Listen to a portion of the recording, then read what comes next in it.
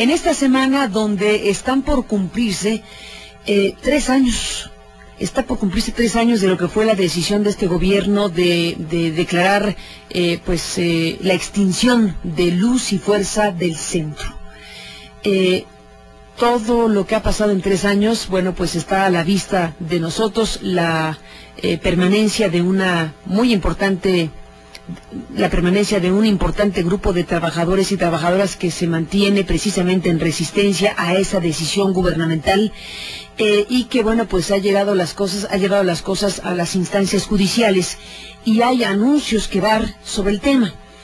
Precisamente en el marco de este 3er aniversario hay anuncios que dar en este tema y le agradezco a Carlos de Buen, abogado del Sindicato Mexicano de Electricistas, abogado de temas laborales en nuestro país, que nos cuentes, Carlos, qué se anuncia, qué ha sucedido sobre el tema precisamente del SME y de Luz y Fuerza del Centro. Gracias, Carlos, por estar aquí esta mañana y buenos días.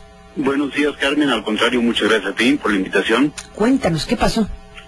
Bueno, en realidad desde el día 13, si mal no recuerdo, se resolvió en el segundo tribunal colegiado en materia de trabajo del primer circuito, de aquí en el Distrito Federal, conceder el amparo al Sindicato Mexicano de Electricistas y pues a los 44,000 trabajadores representados por el sindicato en contra de una resolución de la Junta Federal de Conciliación y Arbitraje que había aprobado la terminación de las relaciones de trabajo pues de todos los que trabajaban en Luz y Fuerza del Centro.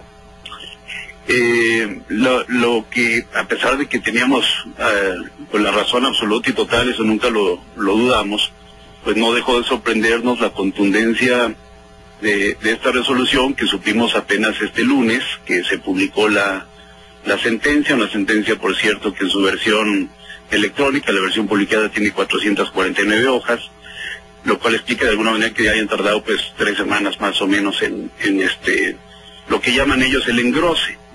Hace grueso el expediente, dice, bueno, en finalmente plasmar esa discusión que tuvieron los magistrados del tribunal colegiado en este documento, pues a partir del proyecto del magistrado ponente. Y es contundente porque dice con absoluta claridad y definitividad, primero, que la famosa fuerza mayor no existió.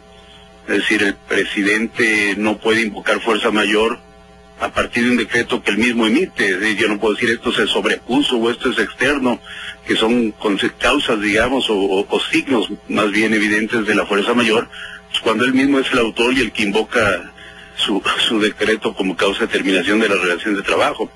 Y algo todavía más claro, pues decir que Comisión Federal de Electricidad sigue prestando el servicio de energía eléctrica con los bienes de Luz y Fuerza y por lo tanto es patrón sustituto.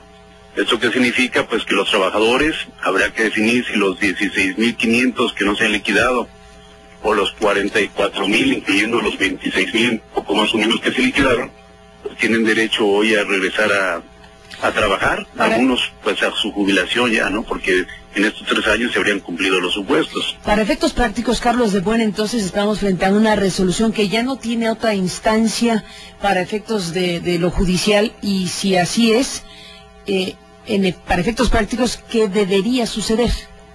Bueno, esto de la otra instancia hay que aclararlo porque formalmente en la ley aparece una posibilidad de recurrir una sentencia dictada en amparo directo, como es este caso, ante la Suprema Corte de Justicia de la Nación, solamente bajo 2 condiciones: que se haya declarado la inconstitucionalidad de algún artículo de la ley, en este caso la ley del trabajo. Esto no ocurrió, esto está sumamente claro, y el otro es que se haya hecho alguna interpretación de la constitucionalidad también alguna interpretación de una disposición de la Constitución. Tampoco ocurrió.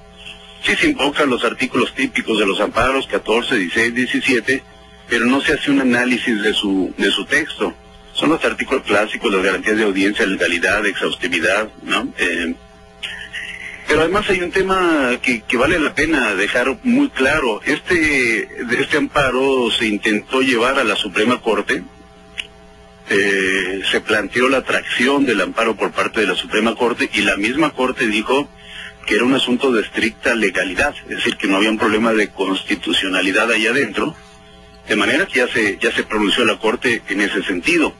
Entonces, si el SAE, Sistema de Administración y Enajenación de Bienes, el gobierno finalmente promueve ese recurso de revisión, pues lo tiene perdido de antemano, y será una gran irresponsabilidad, porque cada día que pasa le va a costar más al gobierno en salarios vencidos. Y si no lo recurre el gobierno, fallo judicial, entonces, ¿qué debería ocurrir? ¿Y a partir de cuándo? Bueno, aquí hay otro tema también que hay que explicar brevemente. En realidad hay dos juicios en la Junta Federal. Uno que promovió el SME en representación de todos sus afiliados, pidiendo la reinstalación, los salarios vencidos y algunas prestaciones más, la nulidad de los convenios, por ejemplo, de quienes ya se liquidaron, ¿no? Porque se liquidaron bajo engaño. ¿Por qué? Pues porque salió el entonces secretario de Trabajo, el entonces secretario de Hacienda, el entonces secretario de Gobernación, la entonces secretaria de Energía, y perdón que repita, pero es que ya ninguno de ellos está ahí, y el presidente de la República está todavía por ahí, y dijeron tajantemente en informaciones públicas que eso ya no tenía ningún remedio, que los trabajadores pues, habían terminado sus relaciones de trabajo, de manera que se puede invocar el engaño, y el engaño por parte del propio gobierno, que es gravísimo, como causa que los llevó a firmar convenios de terminación de las relaciones de trabajo y aceptar una liquidación sin que en estricto derecho se hubiera dado esa terminación. Bueno, pero en fin, entonces decíamos, el SME promueve este juicio y paralelamente el SAE, inclusive unos días antes, promueve otro juicio ante la misma Junta pidiendo la aprobación de la terminación de las relaciones de trabajo. Ese juicio, el que promovió el SAE, es el que se resolvió y es en el que nos han amparado. El juicio que promovió el SME está todavía en una etapa inicial después de 3 años. Esto es una pena, pero así son las juntas. Luego quieren cortar los salarios caídos a 1 año, pero bueno, está en una etapa inicial. Han ofrecido, no recuerdo si 24,000 confesionales, lo cual implica a razón de 20 diarias, que es el ritmo que la propia Junta había empezado a marcar, pues que pasarán 10, 12 años, suponiendo que se desahogaran las 20 y tantas mil confesionales, que se localizara a todos los trabajadores y demás, ¿no? Es decir, si ese juicio, como están las cosas, no se resuelve de otra manera, pues todavía pueden pasar 10, 12, 15, 20, 30 años antes de que concluya el juicio. Pero es un juicio que ya está decidido en el fondo. O sea, ya no hay vuelta de hoja. Los trabajadores tienen derecho a regresar a trabajar o a su jubilación y al pago de salarios caídos.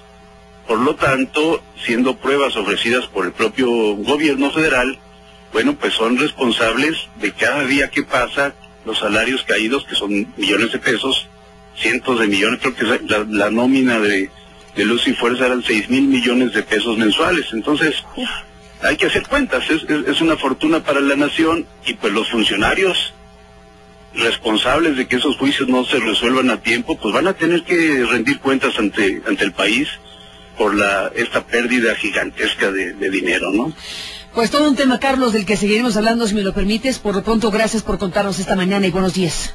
Al contrario, gracias a ti, Carmen, muy buenos días. A Carlos de Buen con esta parte de la historia del SME, y bueno, pues ya escuché usted cómo andan las cosas. 8:42, tiempo del centro de la República Mexicana. Liberaron a una de las 3 integrantes del grupo de rock